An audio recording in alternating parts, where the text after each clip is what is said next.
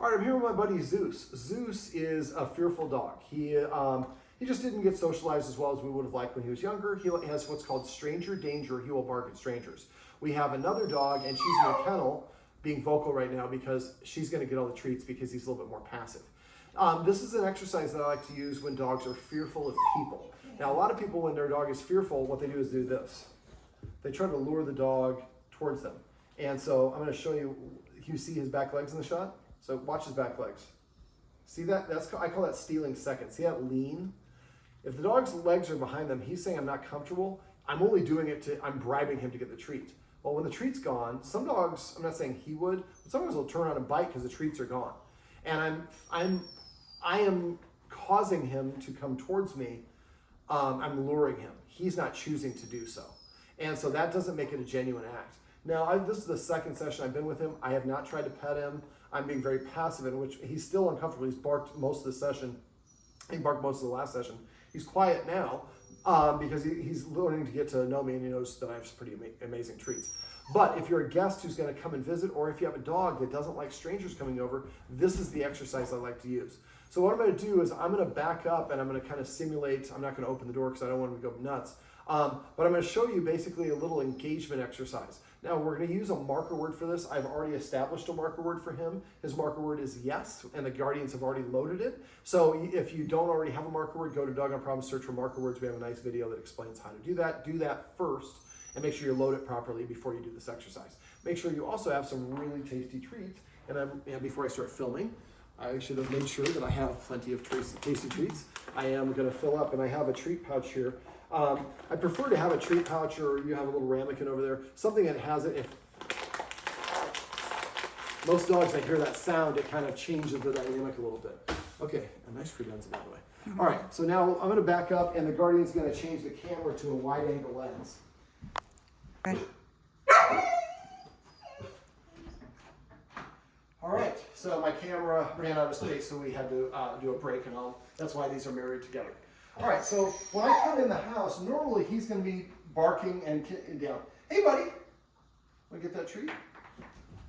All right, so what I'm going to do is front-facing is kind of confrontational to dogs.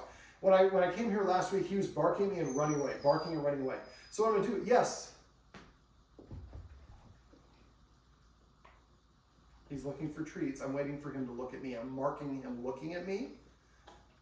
Yes, and then I throw a treat behind him on the other side. When he looks at me, I'm going to throw the treat on this side. What we should see is he starts coming towards me. Yes. Even though I'm throwing the treats further away, yes. Now, you want to use treats that have kind of a contrasting color so that he can see them easily. So as you're watching him, you'll see his tail, yes. And you can see him in the shot. It's okay if I'm not in the shot the whole time. Yes. Now, I'm intentionally throwing the treats on left to righty, left to righty. And you see his tail now is finally coming out and starting to curve away from his bottom. Yes. And when I'm doing these things, I'm incorporating a little bit of movement. Yes. And I'm trying to throw them behind him. And even though so when the dog doesn't like something, they bark, they're saying, you're too close. I don't want you this close to me. I want you to move away. Another way to think about that is the dog's asking for more distance. So there, you took a step toward me. Yes. So when I throw the treat behind him, there we go, he's able to move away and go, oh, and release some of that anxiety. And his tail, I've never seen, I have not yet to see his tail in this position. Mm-hmm. Zeus. Now, I wouldn't call him, I'm doing that for the shot so you can see his tail. Before it was almost phallic coming between his legs. Yes. So now it's a fun game. The guest comes in, the guest stops, doesn't exceed this, maybe the tile area, and just has a whole bunch of treats. So he looks, you say yes and throw the treat behind him. Yes. And even if he doesn't come towards the person, that tells you how comfortable or discomfortable, making up words here, uncomfortable he is. And so this might be something where you might have to have a guest come and play this game once, then leave. So the guest comes, throws treats, doesn't invade the whole house, and then leaves. And after a while, the dog starts to associate. When this guy comes, or girl, they're throwing treats and something good is happening. Nothing that I don't like is happening.